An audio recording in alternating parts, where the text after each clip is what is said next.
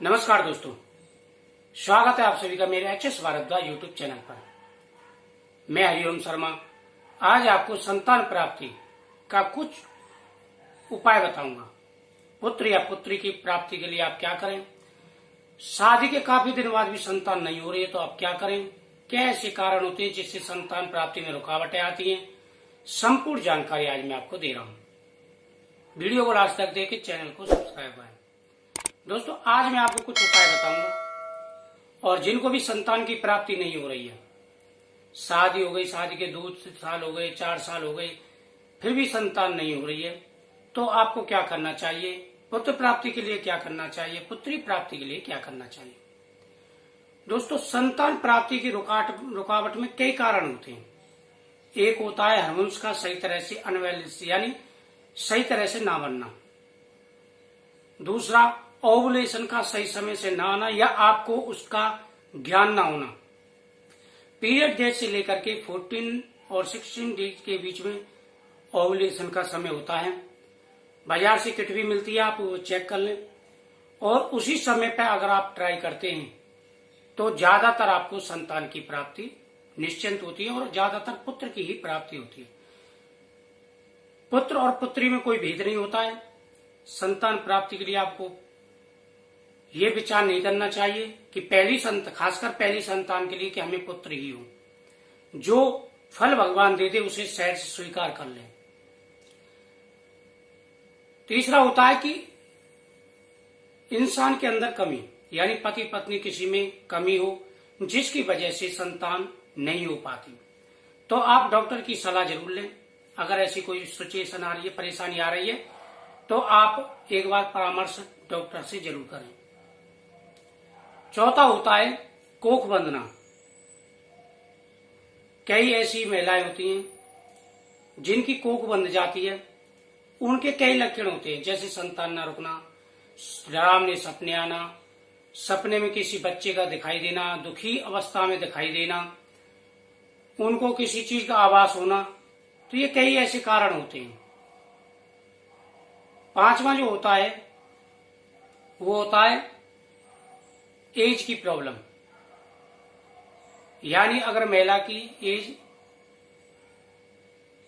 67 से ऊपर है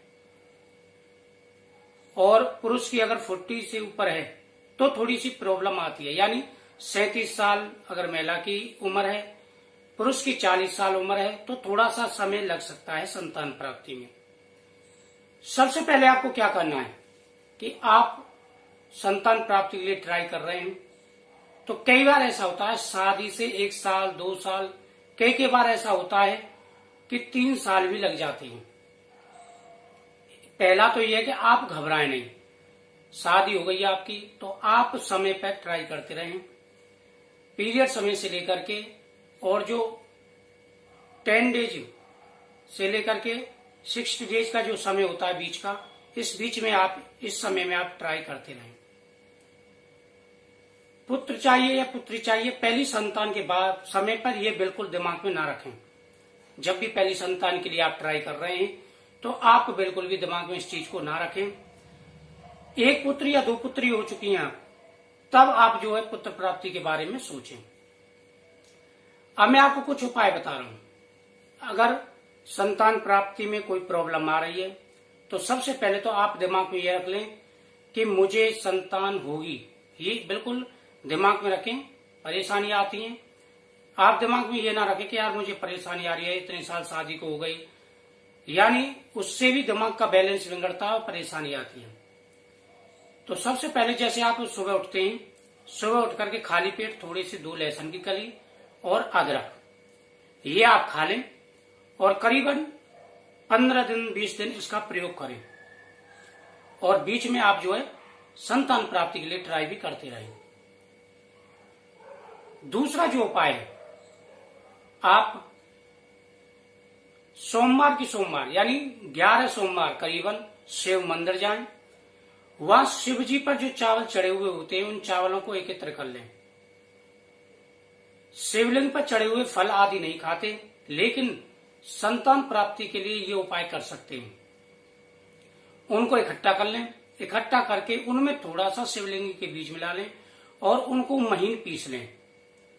महीन पीस करके उनको आप सेवन करें सूर्योदय से पहले।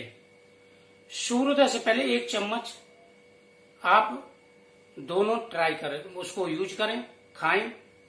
और यहां तक कि मैला खाए, ज्यादातर पुरुष जरूर खाए, थोड़ा से मात्रा कम ले, मैला जो है मात्रा ज्यादा ले। और उसको दूध के साथ लेना है, गाय का दूध मिल जाए तो और अच्छी बात है।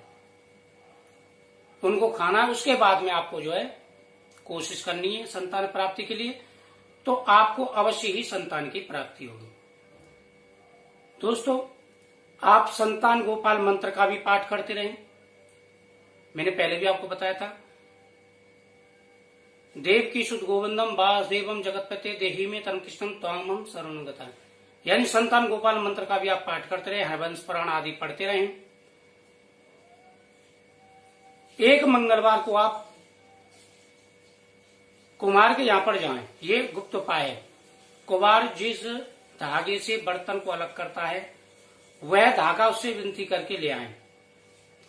वह धागा ला करके और हनुमान जी के चरणों में रख दें। मंगलवार को गिलास में पानी भरें, उसमें वह धागा डाल दें और उस धागे के जो पानी है वह आप ग्रहण करें दोनों। ये गुप्त उपाय। उसके बाद में फिर आप कोशिश करें तो आपको संतान की प्राप्ति अलग अवश्य होगी। तीसरा जो उपाय है, आप बृहस्पतिवार के व्रत शुरू कर दें और संकल्प करके, आपको हाथ में जल लेकर के संकल्प करना और संकल्प करके आप व्रत रखें। 16 व्रत रखें, 21 व्रत रखें, वो आपकी सामर्थ्य के ऊपर है कि प्रभु मैं संतान पुत्र प्राप्ति के लिए यह व्रत कर रहा हूं, या संतान प्राप्ति के लिए यह आपका व्रत कर रहा हूं, आप मेरी मनोकामना पूरी करें। तो इससे भी शीघ्र योग बन जाते हैं। आप 16 सोमवार के व्रत भी शुरू कर सकते हैं। 16 सोमवार के व्रत शुरू कर सकते हैं संकल्प करके। सकाम भाव से आपको जो है व्रत करने हैं, उससे भी मनोकामना शीघ्र पूरी हो जाती है। दोस्तों, आप शिवलिंग के बीज भी यूज कर सकते हैं, जिससे संतान प्राप्ति में आपके योग बनते हैं और जल्दी ही आपको संतान की प्राप्ति होगी। आप एक चीज का नियम बना लें कि संतान प्राप्ति से पहले, यानी जब आप संतान प्राप्ति के लिए ट्राई कर रहे हैं तो उससे कुछ दिन पहले आप तली हुई चीजें, मसालेदार चीजें और जेंट्स लोग जो है नशे की चीजें, ये चीजें खाना बंद कर दें। इससे क्या होता है कि जो संतान प्राप्ति के जो अणु बनते हैं, मतलब अंडा बनता है, उसमें जो है रुकावटें पैदा करते हैं। जो तली हुई चीजें, भुनी हुई चीजें, जो योग होते हैं, उन शुभ योगों में आप ट्राई करें। भगवान की प्राप्ति कृपा से आपको ये संतान सुख जरूर प्राप्त होगा। प्रत्येक बृहस्पतिवार की बृहस्पतिवार, वीरवार की वीरवार आप पीले मीठे चावल बनाएं और गरीब बच्चों में बांटें। गरीब बच्चों को खिलाएं अपनी मनोकामना बोल के, भगवान का भोग लगा करके। तो इससे भी शीघ्र संतान प्राप्ति के योग बनते हैं। बुधवार की बुधवार भगवान गणेश जी के सामने हरी दुर्वा चढ़ाएं, बेल पत्र लेकर के उस पर ओम गणेशाय नमः लिख करके गणेश जी के सामने चढ़ाएं और घी का दीपक जलाएं। लगातार ऐसा 11 बुधवार करें, इससे भी संतान के योग बनते हैं। तो दोस्तों, ये थे कई उपाय, आप इनको करें जिससे संतान प्राप्ति के योग आपके बने। और दिमाग पर बिल्कुल भी आप दबाव ना डालें, टेंशन ना लें किसी प्रकार की, क्योंकि जैसे दिमाग में विचार आते हैं उसी प्रकार से हमारे शरीर में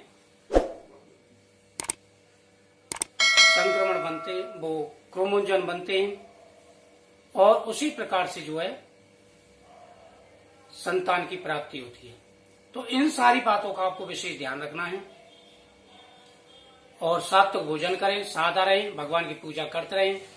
आने वाली वीडियो में और आपको जानकारी दूंगा। जय श्री कृष्ण।